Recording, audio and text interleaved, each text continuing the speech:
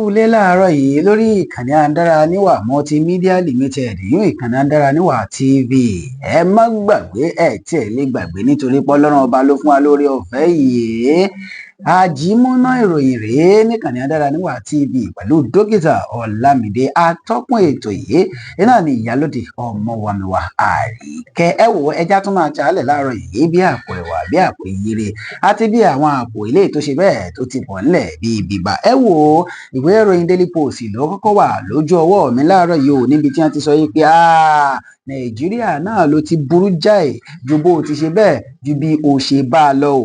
Nàìjíríà ti burú jáì ju bí o ṣe bá a lọ. Afẹ́nifẹ́re náà ló sọ bẹ́ẹ̀ fún Tinubu láàárọ̀ yìí.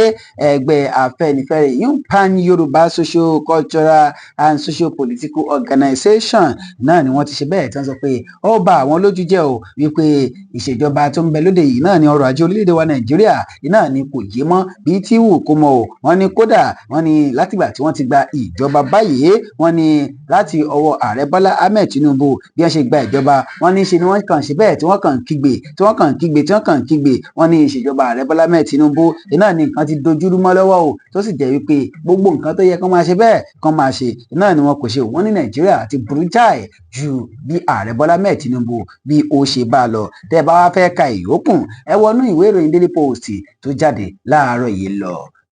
Ìròyìn ọ̀hún ó ṣe bẹ́ẹ̀ ó pọ̀ bẹ́ẹ̀ bíi bá àjímúná ìròyìn tó ta lẹ́nu.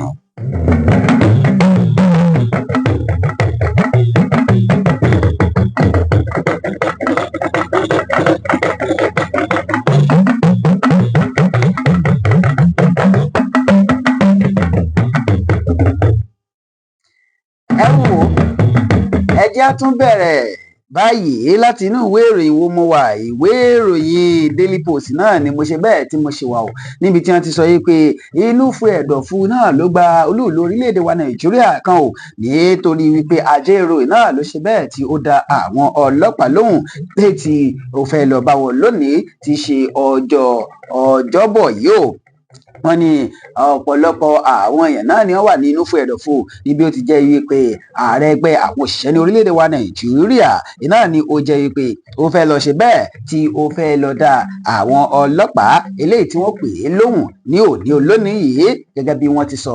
Wọ́n ní ọ̀rọ̀ yìí náà ni ó wáyé níbi ó ti jẹ́ pé NLC ìyún ẹgbẹ́ àwọn òṣìṣẹ́ náà ni ó fi léde wípé ìgbésẹ̀ àwọn rèé o láti lè rí dájú pé àwọn ṣe bẹ́ẹ̀ àwọn bẹ̀rẹ̀ ìfẹ̀hónúhàn àbí ká sọ yìí pé àwọn bẹ̀rẹ̀ ìwọ́de eléyìí tí wọn yóò fi ṣe bẹ́ẹ̀ tí wọn yóò ṣe ìwọ́de ní tìbútòrò orílẹ̀-èdè wa Nàìjíríà lórí wípé níṣe ni ọlọ́pàá ni wọ́n pe ẹni tí ó jẹ́ àjàìrò látàrí pé wọ́n fi ẹ̀sùn kàn án wípé ó lọ́wọ́ nínú ṣíṣe agbátẹrù ìwà ìgbésùmọ̀mí.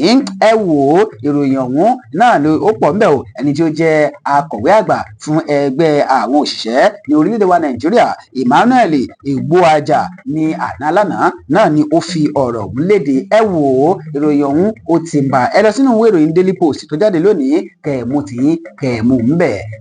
Àjímúná ìròyìn tó ta lẹ́nu.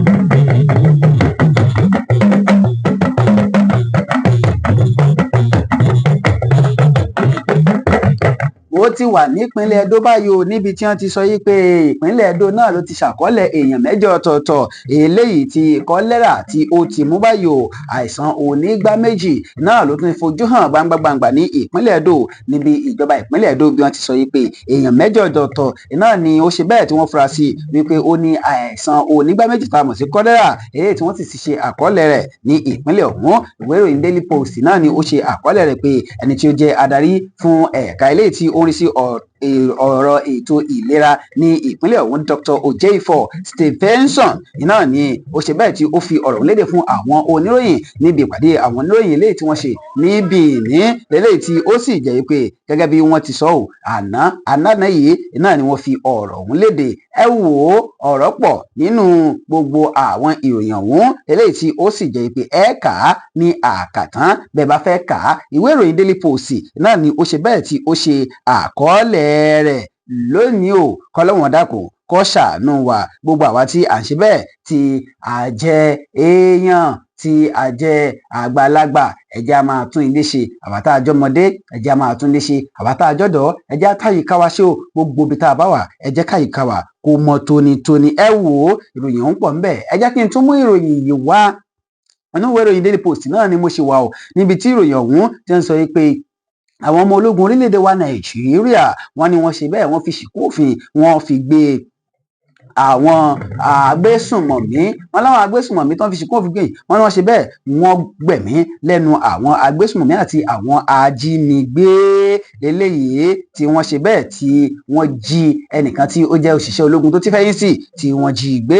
Gẹ́gẹ́ bí wọ́n ti sọ, wọ́n ní àwọn iléeṣẹ́ ológun orílẹ̀-èdè wa Nàìjíríà yún àwọn sọ́jà náà ni wọ́n ti gbẹ̀mí lẹ́nu àwọn agbésùnmọ̀mí tí wọ́n sì fi ṣìkún òfin gbé àwọn ajínigbé eléyìí tí wọ́n jí òṣìṣẹ́ ológun tó ti fẹ̀yìntì tí wọ́n jí gbé nínú ìfiléde láti ẹni tí ó ṣe bẹ́ẹ̀ ti láti ojú òpó ayélujára wọn ìyún ti Nigerian Army náà ni wọ́n ti sọ ọ̀rọ̀ wọn o, tí wọ́n sọ yìí pé kódà wọ́n ní wọ́n gba iná ní ojú àwọn agbésùnmọ̀mí ọ̀hún gẹ́gẹ́ bí ìfiléde ọ̀hún. Wọ́n ní ní ọjọ́ 27 oṣù kẹjọ ọdún 2027 náà ni wọ́n ṣe bẹ́ẹ̀ tí wọ́n gba ìtanilólobó eléyìí tí ó dúró re tí ó sì jẹ́ pé àwọn ológun orílẹ̀-èdè wa Nàìjíríà náà ni wọ́n ṣe bẹ́ẹ̀ tí wọ́n dènà de àwọn Boko Haram tí wọ́n jẹ́ agbésùnmọ̀mí ní agbègbè Logomani ní ìjọba ìbílẹ̀ Ngala ní ìpínlẹ̀ Borno tí wọ́n sì ṣe wọ́n bí ọ̀sẹ̀ ṣe jòjú. ẹ wò ó ìròyìn ọ̀hún pọ̀ nínú ìwé ìròyìn Daily Post tó jáde lóòrọ̀ yìí.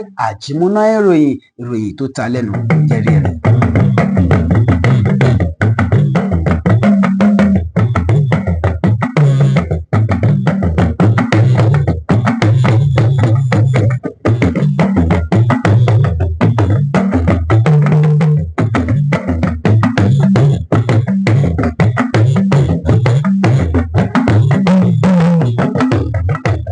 ẹ jẹ́ mú eléyìí wá kó tó di wípé a máa ṣe bẹ́ẹ̀ a máa tẹ̀wájú àmọ́ kó tó di pé a máa tẹ̀wájú ẹ má gbàgbé wípé ẹ láǹfààní láti tẹ̀lé ìkànnì Adáraníwà Multimedia Limited yìí ìkànnì Adáraníwà TV lójú òpó YouTube wa yìí. ẹ tẹ̀lé wa yìí ẹ subscribe, kò ní í jowó kò ní í jobi. ẹ lè tẹ̀lé wa lójú òpó Facebook, TikTok, Instagram àti Twitter. Adáraníwà TV náà ni ó ń bẹ̀ ń bẹ̀. ẹ̀wẹ̀ ẹ rí i dájú wípé ẹ ń patronize Adáraníwà fabric and fashion firm. ẹ wo àwọn ọjà ti dé ní bàbí, àwọn ọjà ti dé ní bàbí, àwọn èèyàn ti ń rajà wọ́n ti ń rajà gbogbo ọjà tá a kó dé ní ọ̀sẹ̀ yìí báyìí ìyún àwọn aṣọ tá a kó dé lọ́sẹ̀ yìí náà làwọn èèyàn ti fẹ́ ra tán. ẹ̀yin náà tètè torí pé lówó pọ́kú là ń tà bẹ́ẹ̀ nìyẹrẹ.